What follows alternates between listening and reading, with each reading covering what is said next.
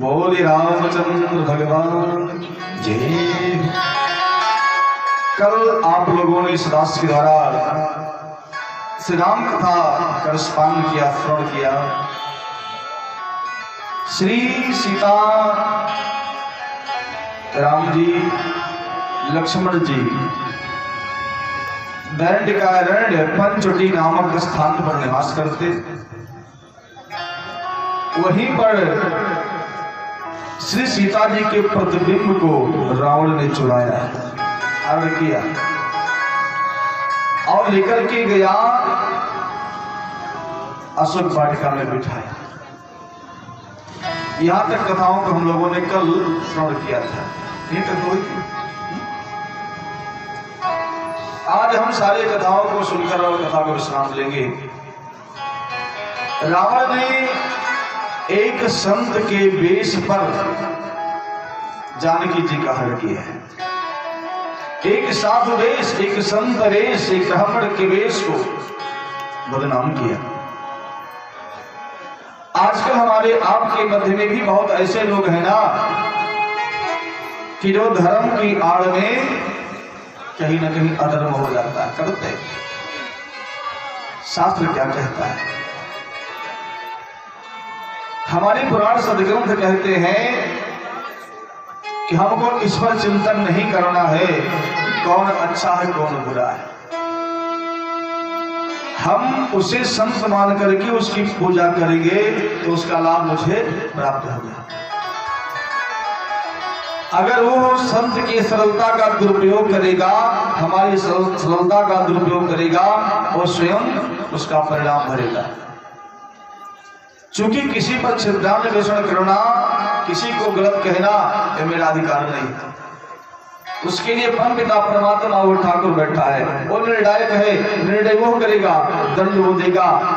पाप कोई करता, पकड़ता कोई, बहस कोई करता और सजा कोई और सुनाता है और दंड कोई और देता है। समझ रहे? सबका विभाग अलग अलग है, ध्यान देना।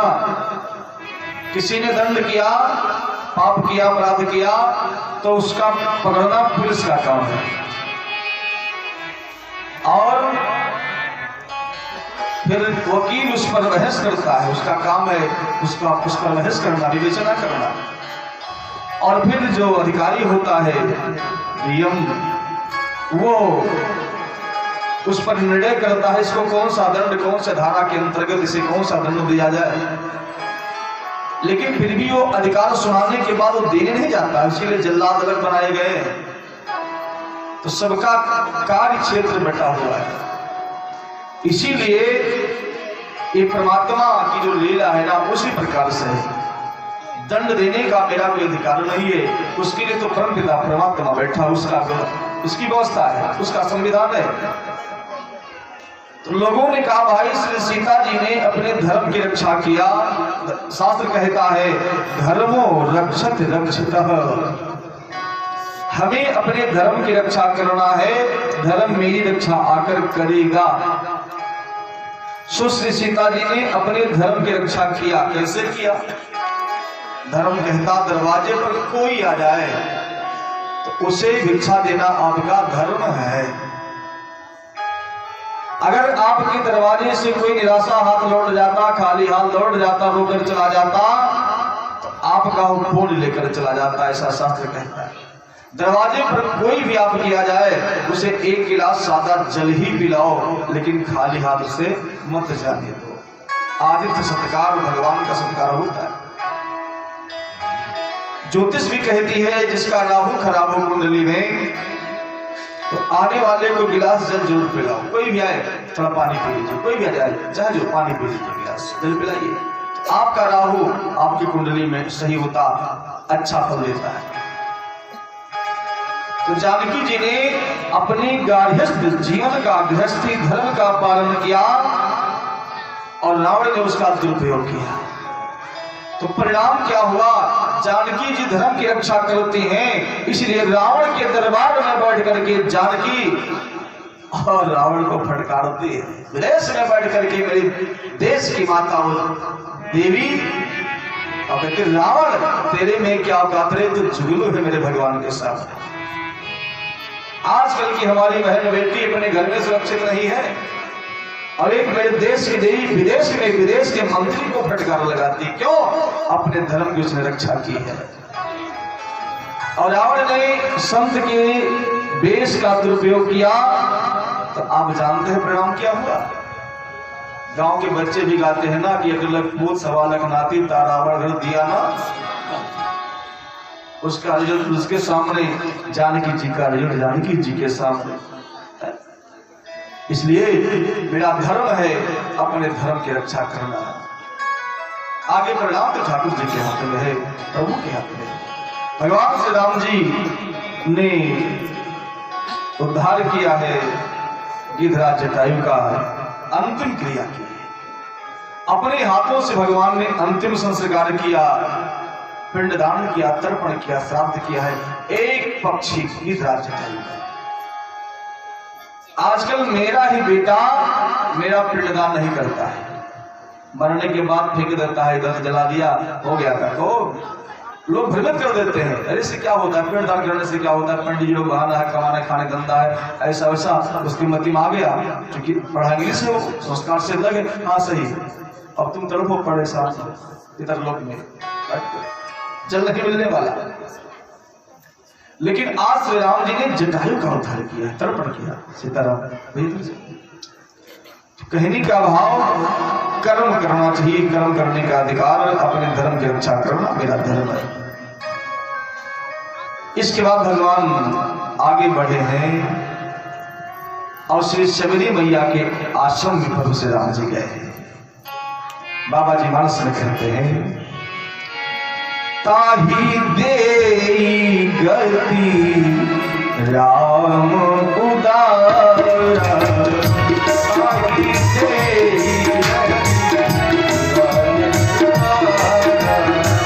शबरी के आश्रम पधारा, शबरी के आश्रम पधारा,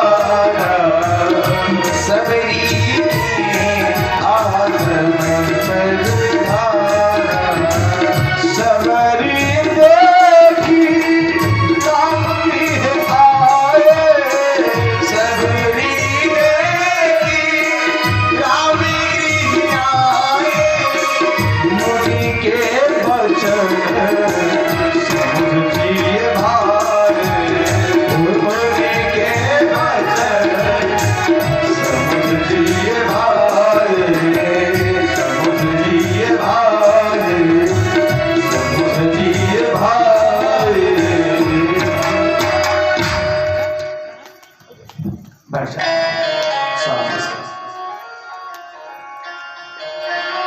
शबरी के आश्रम पर उधारा। सोचिए एक बार, आंख बंद करके विचार करिए। एक सबल जाति की भीलनी, सबल के घर की, जो पढ़ी लिखी नहीं थी, उसको ABCD नहीं आता था, इंग्लिश का पोयम उसको नहीं आता था, और 5 वर्ष की अवस्था में घर का त्याग किया और जंगल में जाकर उसने क्या किया। एक विचार करिए, जब वो घर से भगी रात्रि में तो हुआ क्या कि जंगल में जाकर के मतंग ऋषि के आश्रम के पास जंगल में रहने लगे। और मतंग जी महाराज जिस मार्ग से जल में स्नान करने जाया करते थे, उस मार्ग को वो सोट करके उसको साफ किया करती थी। तो महात्माओं ने विचार किया, भाई अभी तक इस मार्ग में कंकड़ पत्थर कंटक पड़े रहते थे, और कौन ऐसा जीव है, कौन ऐसा भक्त है, कौन ऐसा सेवक है जो नित्य मेरे मार्ग को साफ सुथरा कर देता है। एक दिन महाराज मतंग जी ने रात्रि में छुप कर देखा तो शबरी बुहार रही थी। शबरी साफ कर, रास्ता साफ कर रहे। मतंग ने कहा, देवी आप कौन है? डर गई, बचपना छोटी अवस्था है। मतंग जी ने कहा सबरी बेटी डरो नहीं, बने तुम्हारे काम, यज्ञ दिन तेरे कुटी में आएंगे श्री राम। गुरुदेव ने कहा बेटी तू डरती क्यों है ना, मेरा आशीर्वाद है, तेरा इतना सुंदर विचार है ना, तो याद रख तेरी कुटी में एक दिन ब्रह्मांड का मालिक जगत नियंता ब्रह्म ब्रह्म पिता परमात्मा तुम्हारे कुटिया में आएगा। किसने कहा, किसने कहा, जोर से बोलिए, किसने कहा? अब लोग किस्सा पूछ रहे, कथा सुन रहे हैं। मतंग ऋषि गुरु जी ने कब कहा, 5 वर्ष की उम्र में, और गुरु जी की वाणी पर इतना विश्वास किया है सबरी माँ ने, जानते हैं जवानी बीत गई, बालापन बीता, जवानी बीती, बुढ़ापा भी बीतने वाला था, चौथे चरण में श्री राम जी का दर्शन हुआ है। लेकिन याद रखना, शबरी को गुरु की वाणी पर इतना विश्वास था ना कि रोज रास्ता साफ करती है, रोज बैल तोड़ करके लाती है, और राम जी का आस देखती है आज सरकार आते होंगे। शाम हो जाता नहीं आते, फिर सुबह उठती, नित्य वही कार्य, उसकी वही दिनचर्या बन गई। रामा रामा रटते रटते बीती रे उमरिया, रामा रामा रटते रटते बीती रे उमरिया, रामा रटते रटते बीती रे उमरिया।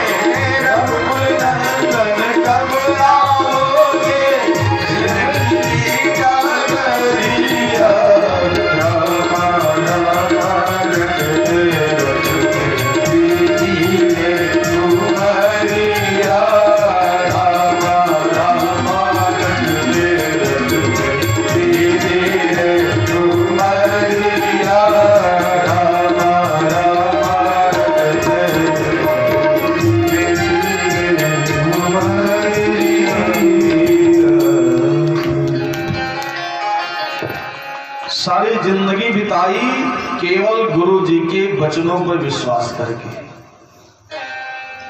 आजकल हमारे पास भी गुरु जी होते ही नहीं है, किसी किसी को होते हैं।